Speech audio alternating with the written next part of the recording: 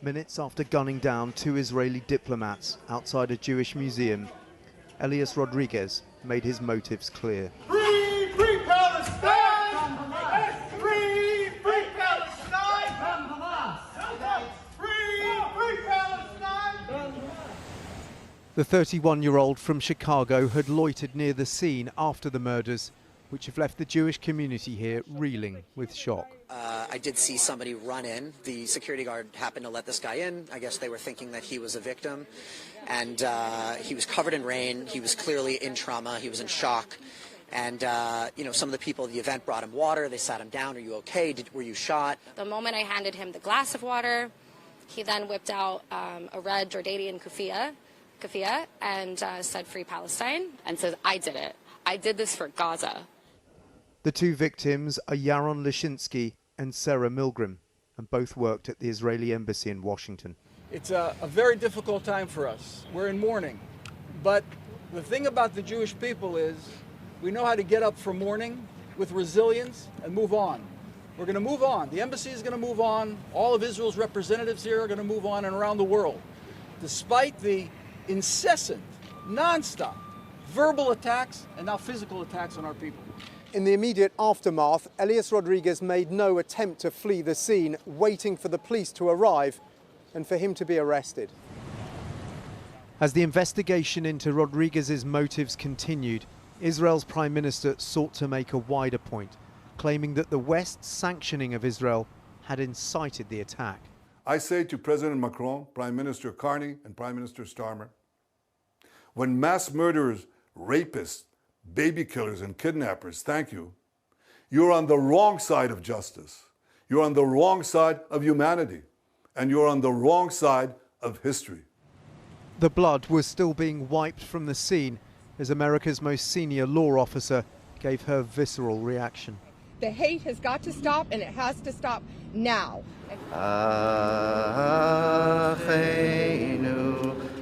The mourning for this young couple has only just begun.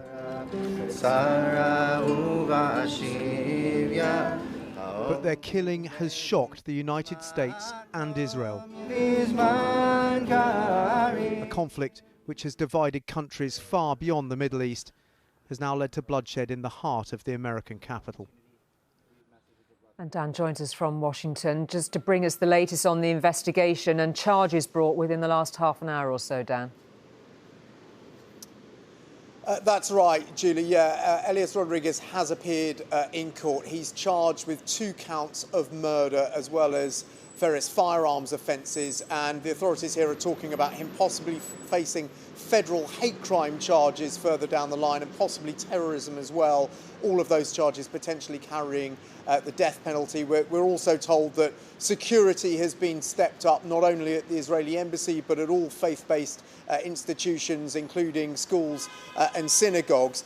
They are saying here that they don't have any kind of previous interaction with him. He wasn't on their radar, as they put it. They said he came here a couple of days ago, supposedly for a conference, and they are looking into a sort of online manifesto which he reportedly published, talking about the war in Gaza. They've started searching his home as well up in Chicago, and there in the window of his apartment there were posters connected to Palestine and Gaza. But there's no real indication of whether his decision to carry out this attack was for some sort of personal reason. Has he got some sort of connection to the Middle East, or whether it was purely political?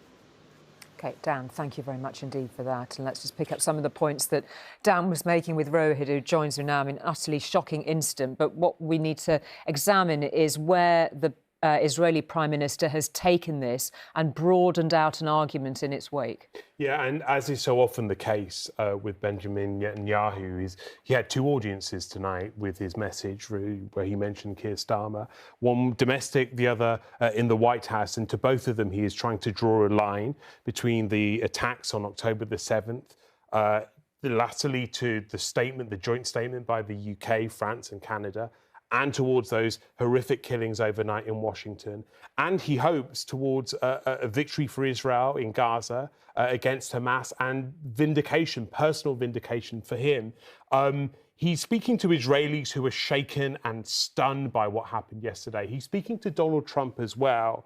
He flattered him in that message, but he's sending a message to him to say, stick with us, as some of what they would consider to be perhaps second-tier allies like the UK and France are fading away a little. He wants Trump's backing for what might not happen next, not just in Gaza, but in Iran, because what US intelligence appears to be indicating, echoed by sources speaking to ITV News tonight, is that Israel is currently preparing for what might happen next in Iran if talks between Iran and the US for a nuclear deal fade, the possibility that it might choose to strike Iranian nuclear sites. That would be hugely consequential. The Israelis are skeptical about the chances of the US being able to secure a deal, and so they want US support whatever happens. Now, question is, what if they don't get it? Will they keep going? You've got to look at where Donald Trump has been in the last few days, the UAE, Saudi Arabia, Qatar, where he's heard from many of his friends opposition to what's happening in Gaza.